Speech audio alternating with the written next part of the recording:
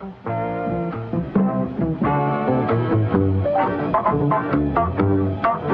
so on and so on. And so on and so on.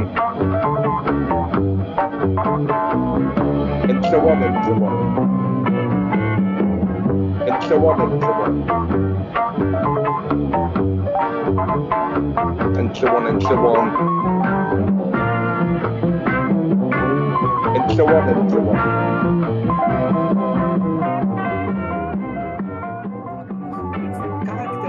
All of history became visible only in capitalism. So these are the paradoxes.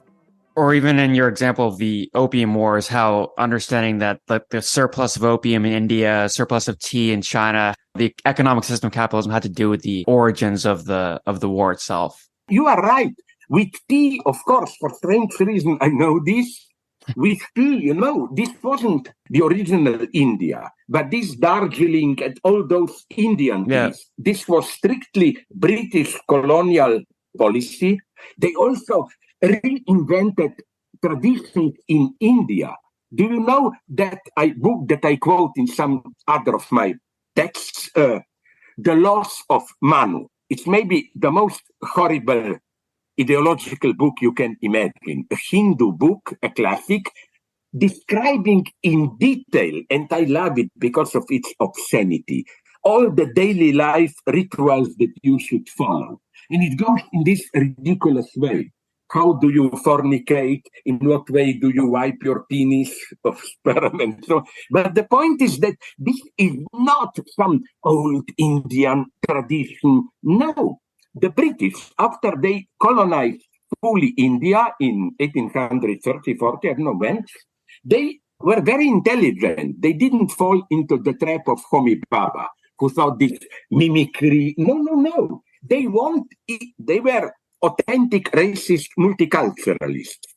They want Indians to be kept in their ancient ideology because they got it that as such, if they are kept in their old ideology, it will be much easier to manipulate them.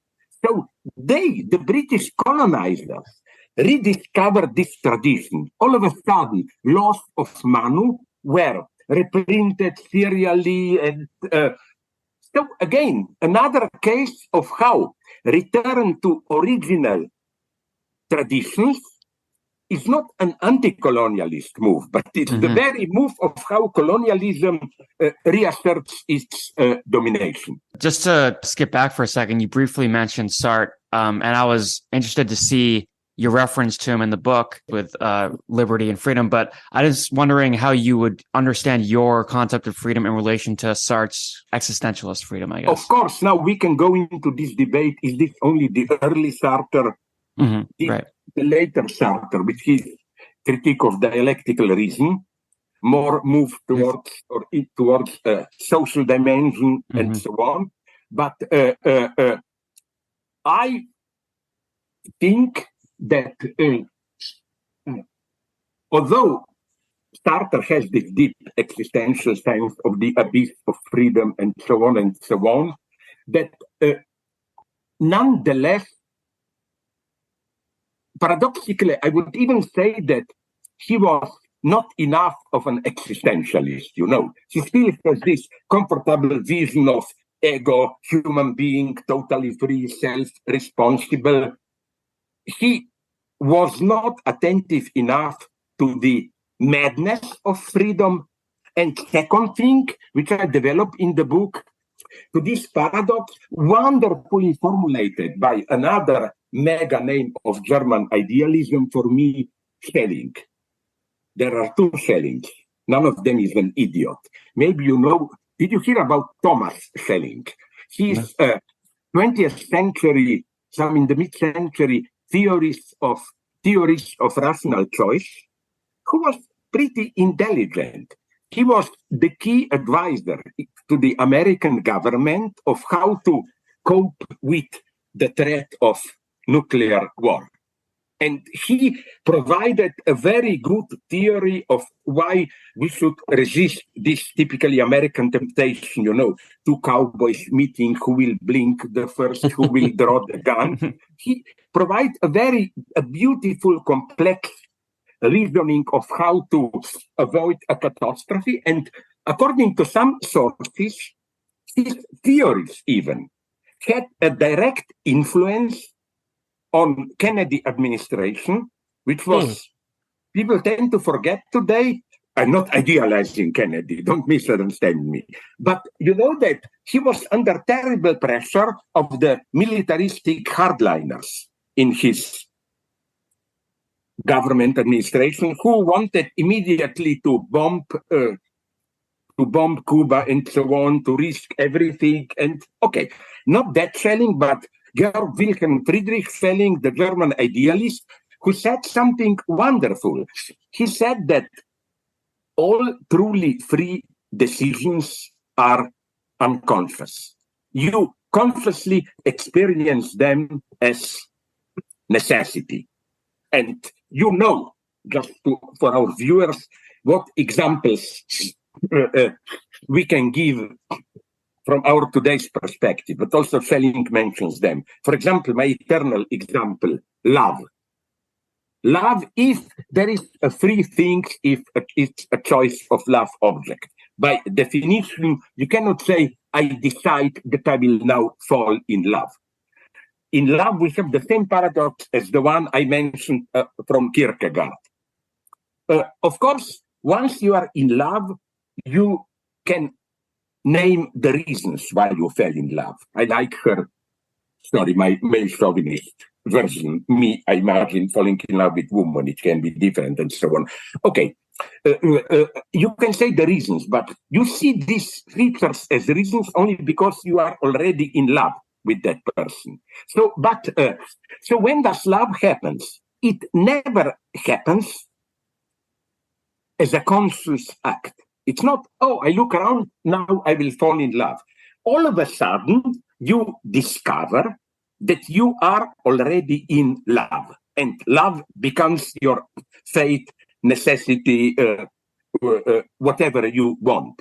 And for Schelling, and up to a point already Kant, before him, these such acts are the only true freedom.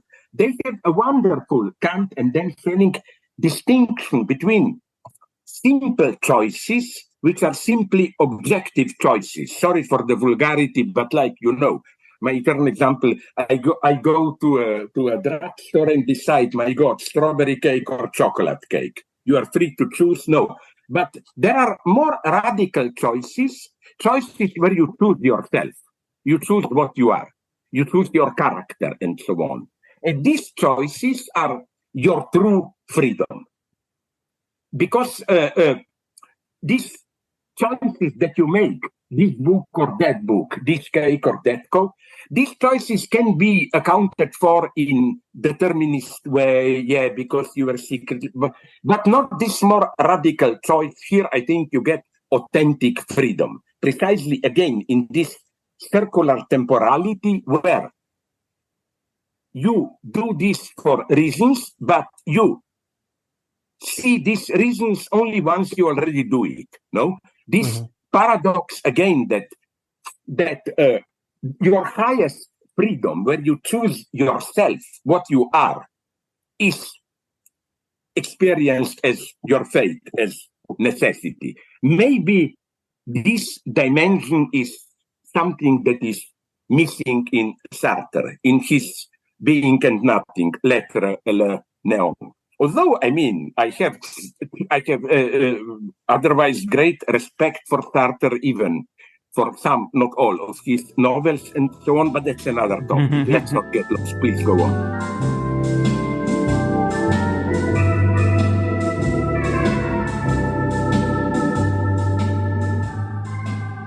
All right, then, so maybe freedom in the wired brain then, Slavoj. So how are we to think about radical freedom when brain sciences, et cetera, are telling us that we're merely experiencing a kind of user illusion, like, electricity or signals in the brain? Yeah. So with determinism, predestination, fate? Where's the subject here? That's an excellent question, and I try to elaborate it. The first chapter of my book is more abstract, concrete freedom. In the second chapter, I go into this, determinism versus freedom. And, well, this is scientific debate. All I can say is, I think maybe I even quote her to repeat that Sabine Hossenfelder, the well-known German scientist and at the same time popularizer of quantum physics, is that if you adopt a scientific approach in the sense of our natural sciences, then the debate over freedom is over. Of course, there is no freedom but why? Because we already in advance conceive universe as a deterministic whole, determined by natural laws and so on and so on. Of course, there is no freedom here. Then you have a nice way to say freedom. If I remember it correctly, Daniel Dennett advocates it. And even some Marxists, like the early Bukharin, Lenin's fellow. Their idea is this one, that we should simply distinguish levels. We experience as freedom where you have certain tendencies, you critically question them, you do what you decide, you don't feel oppressed. No? That's what we experience as freedom. But a determinist will tell you, okay, I give you that notion of freedom. I'm just saying that this is just your phenomenal, as you said, experience, and that in reality, what you experience as your spontaneous urges and so on is already predetermined. It can be social causes, it can be neuronal forces, whatever. The way I try to problematize this notion is a little bit more complex. Let me nonetheless try to explain it a little bit more complex philosophically. It's that on the one hand, of course, the moment you have this objective scientific approach, everything is part of reality. You can develop how we humans emerge out of apes, natural, and so on and so on. Here, of course, there is no space for freedom. But on the other hand, what philosophy also emphasizes is, and I'm not talking about this in any specific Heideggerian sense, the hermeneutic approach. Isn't it clear that to see nature as this complexity, infinite complexity of causes and effects, the deterministic interconnection, that you get this result because you already approach nature in this way. That is to say, we never approach nature as tabula rasa. We approach, of course, I'm not saying natural sciences are just fictions. I'm just saying that already in their approach, they define nature in a certain way. And here it can be wonderfully shown that the crucial event of modernity, you find it even in theologists like Pascal, is this clear distinction between inner space of imagination and so on, meaning, and external space of mechanical automatic processes. This was not the medieval vision, not even the Renaissance vision. There, meaning was still something immanent to reality itself. Reality itself gives us science, meaning, and so on and so on. This is the whole point, for example, of Michel Foucault's History of Madness, that before modernity, madness was conceived as something which contains a secret meaning. Either it was devil's intervention or whatever. It was not just a mechanical, meaningless malfunctioning of your brain, which should be treated as a medical object. So what I'm saying is that here I remain within the horizon of idealism. Yes, natural science, a great thing, but it cannot really fully explain itself. Of course, it pretends that it can. every good naturalist, evolutionist will tell you that's how we developed out of apes. But still, the circle remains. He or she gets what they put into their objects. They already approached the object in a certain way. So my point is that, and this point I think is confirmed by the paradox that the more we try to understand reality in an objective way, the way it is independently of us, the more we get totally abstract formulas, which are clearly our intellectual products. What is quantum physics? There even is no longer any reality. It's just abstract mathematical formulas and so on. So what I'm saying is that this poor self-objectivization is not possible. It's always, yes, I can explain myself in an objective way, but because I chose objective scientific approach as a privileged approach. Second thing, things get really interesting. Even in science, behavioral science, cognitivism, and so on, things are not as clear as that. You know that there are some polemics about, do sciences really imply full determinism? One way here is, of course, through quantum physics, which poses a limit to determinism. Now, here, it's too primitive to say this means freedom, no, because freedom is not the same as contingency. Freedom is determination. Freedom is, I say so freely. But I think the way we can combine determinism with a minimal marginal freedom is to locate freedom not into this ideal domain, but into a domain of, again, what Freud calls death drive, self-destruction, or this tautological violence. You do something not to achieve something, but just for the sake of it. This paradox is a kind of disturbance in nature. So I think things, again, are not as clear as it may appear with this determinism. I think it has its limits. Perhaps beyond determinism and the wired brain, you've referenced it several times, but the role of the unconscious and freedom. Could you just speak to how those relate with one another? But here we are also approaching a more contemporary topic. That's my problem with, for example, I totally support trans movement in the sense of the rights of the trans people and so on. But for me, you know, where is the limit of trans movement? They, of course, oppose historicism or biological determinism.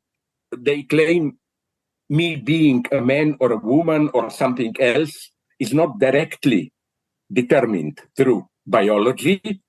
It is a here problems for me. So their claim is, I experience myself as something, and that's my truth.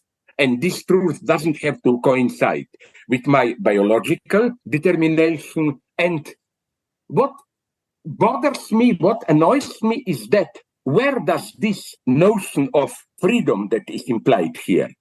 That's how I feel. It's not predetermined by anything. That's what I am, blah, blah. You know what's my problem? That precisely trans activists, as well as cognitivists, that's why your question was very good, they both deny or ignore, rather, the Freudian unconscious. The Freudian unconscious is not deterministic. No, Lacan repeats this. Becoming a man or a woman or whatever, gay, trans, and so on, it's not a matter of natural biological determinations. It's the result of a tough, traumatic, symbolic process, which precisely is not fully conscious. In between the two, it's the unconscious. Unconscious is this vast domain of traumatic interruptions, and so on, which is, now I will make a center point, which is also at work, I think, in becoming what they call normatively heterosexual men and women. With some trans people with whom I debated, they claim that those of us who identify themselves cisgender simply as what they are biologically, that we are kind of ontologically lazy, if I may put it like this. I'm too lazy to work. No, Freud's point is that even if the sexual identity in which you find yourself is you are a biological man who experiences himself as a man or whatever, this is not a direct, linear, natural process. So I think in this sense, the unconscious is crucial today. And in this big debate, biological determinism or trans free choice, I am what I feel, again, both poles exclude the unconscious. So cause and duty are dirty words today for the left. Fidelity to an event, to a cause. So what is an authentic master, and why in a book about freedom do you claim we need one? I like this question, because many people suspected me when I used this topic in my lectures as being secretly a fascist or whatever, no?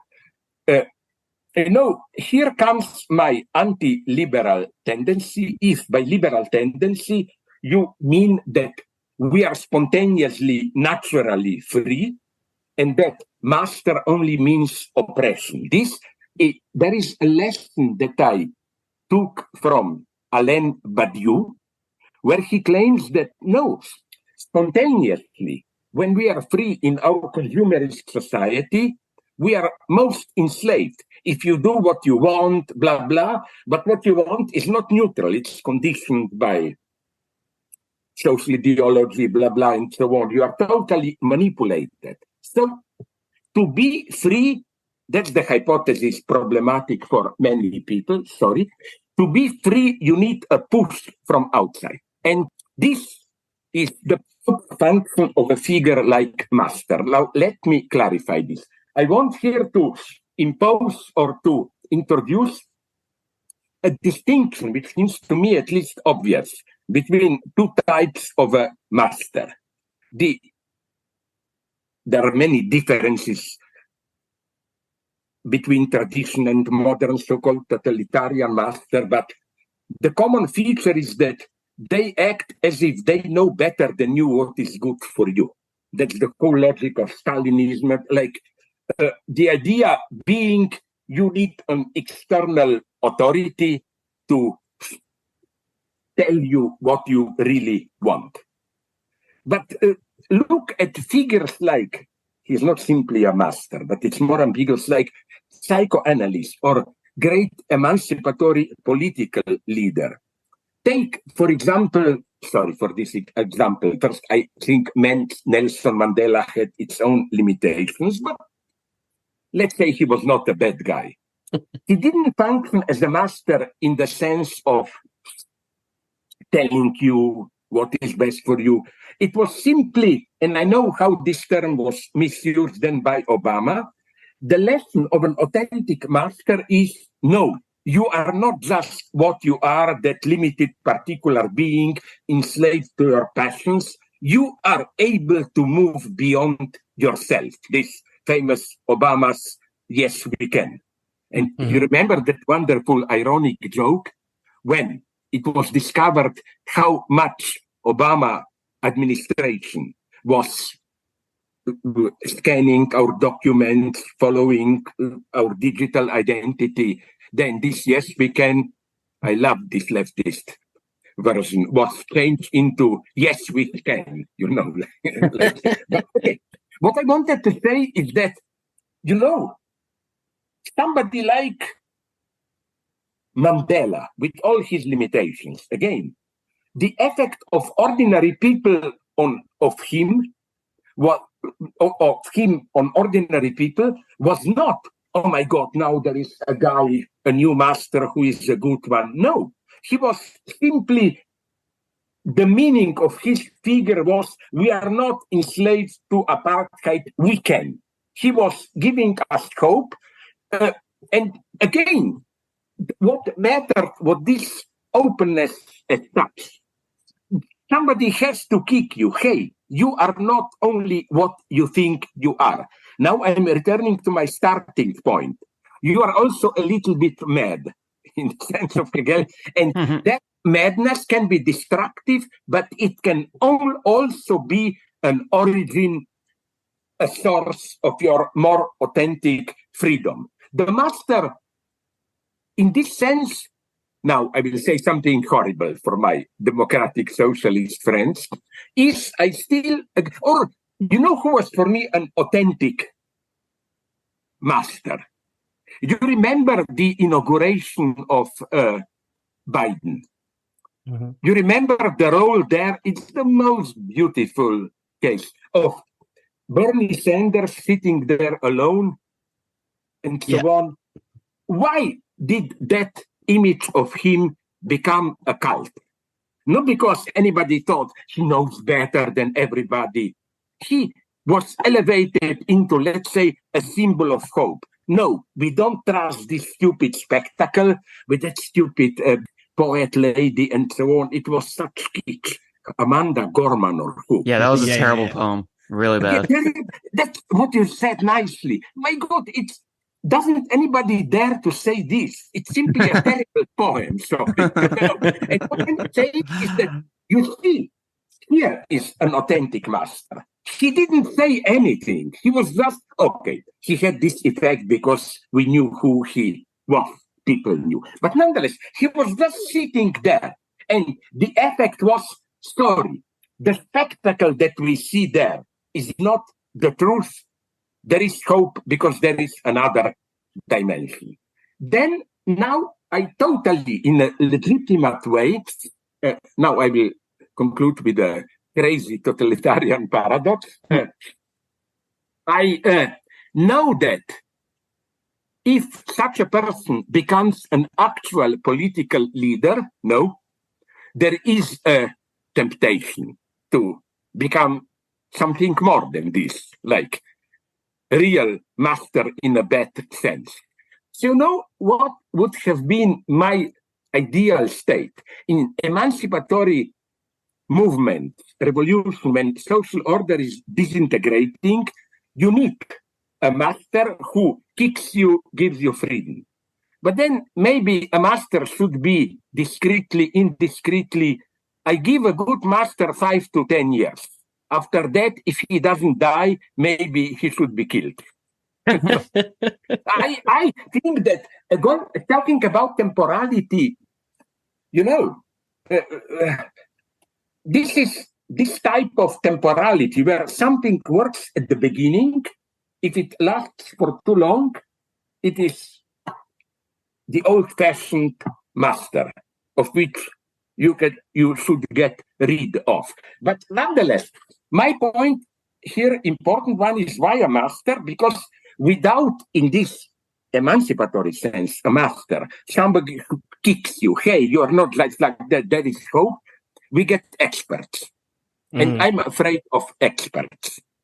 I think that today we are approaching the reign of experts.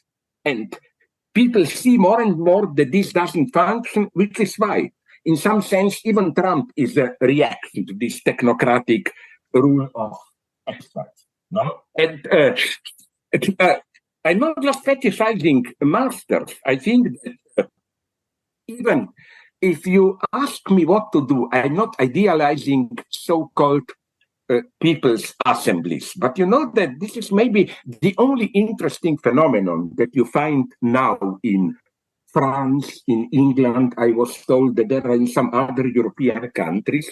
It's not traditional parliamentary democracy, but it's that the state, or in a certain domain, a big city, totally by lottery, almost totally, they probably exclude clinical idiots or whatever, they select among those who are maybe more active in politics, the usual number is 300 people, but the crucial thing is they are not selected because of their expertise, but by lot. And they give them to debate certain points. Now, here there is still a problem, I know, because in China, I hear all the time this story. We have a more deliberative democracy. But nonetheless, we deliberate, but who will then make a choice? But nonetheless, I think that it worked on a limited scale, but wonderfully in France, I read. Like, there is a new life and you mobilize people. No, it's not pure lot, but people who are already active in social networks, blah, blah, blah. And you bring them together. They are an outside voice. Maybe this is one way to breathe a new air. Another one is the crucial one, where I understand the Chinese. We are now at a point where we need more than ever global long-term planning. Isn't an obvious defect of our democracy that you think how I will survive the next 2, maybe 4 years? But who will make the long-term plans? In spite of all my opposition to it, the Chinese Communist Party has this good point that they don't have to bother with this problem. They be re-elected in 4 years, which is why their problem is not what will happen next 2-4 years. Their problem is a long-term, usually the number they evoke is 2050. They are allowed to plan it in this way. So I think that to confront, since market is not strong enough for us to confront all these problems from ecology to control by artificial intelligence, war, and so on, isn't it obvious that in some sense planning, and not local, even global planning, will have to be reinvented, rehabilitated? And the problem is how to do it, not in this totalitarian or expert way. That's the big problem today. Everybody knows planning will have to be rehabilitated.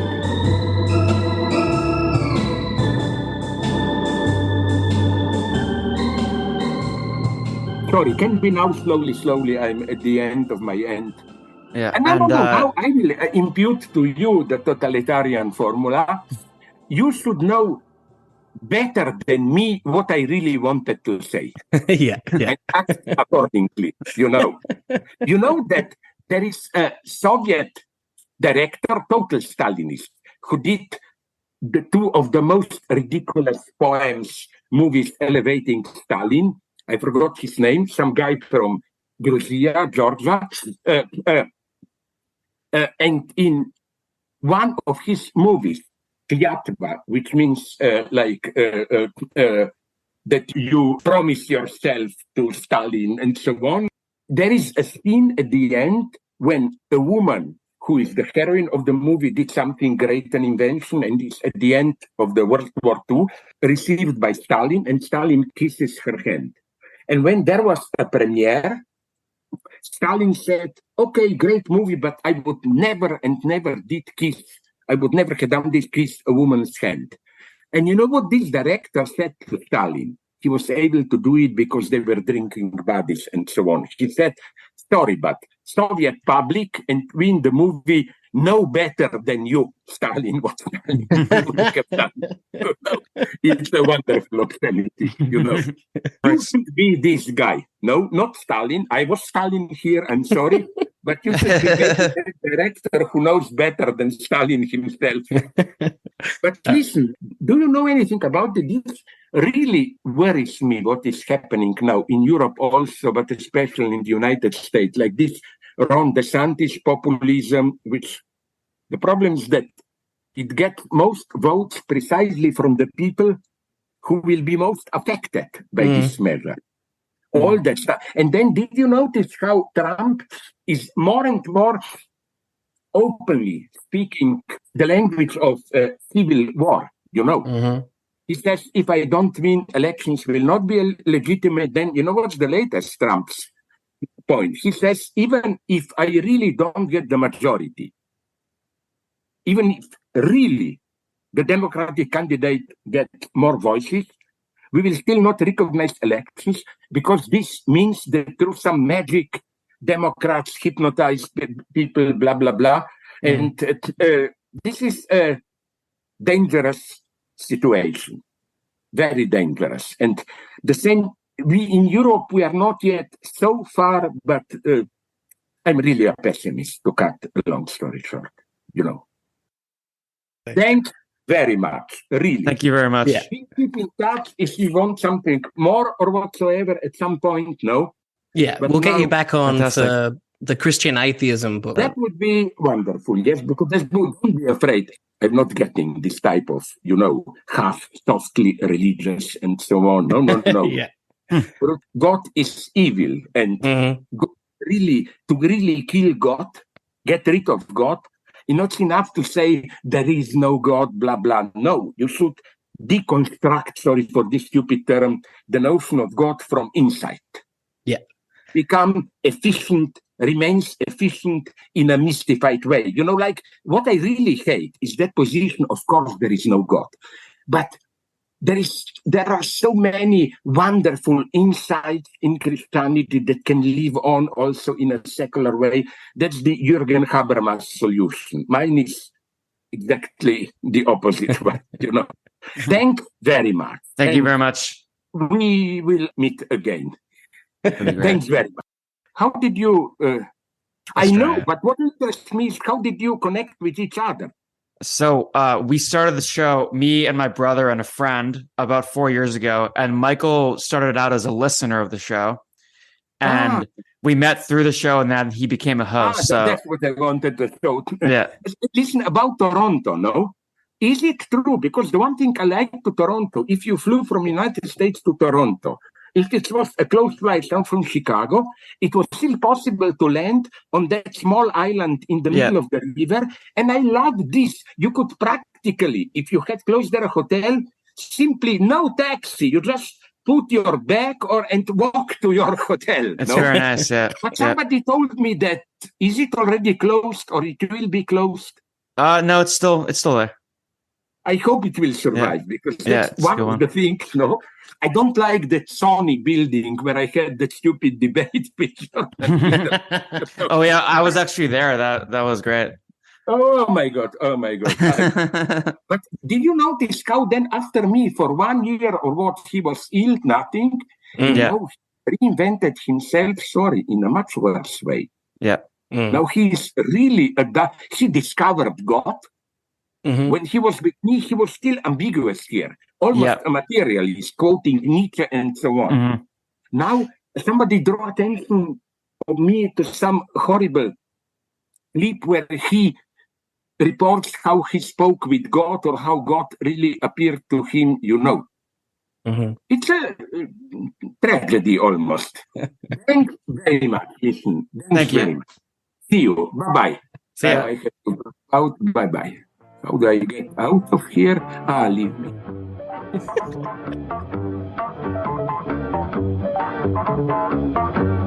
And so on and so on. And so on and so on. And so on and so on. And so on and so on. And so on and so on. And so on and so on.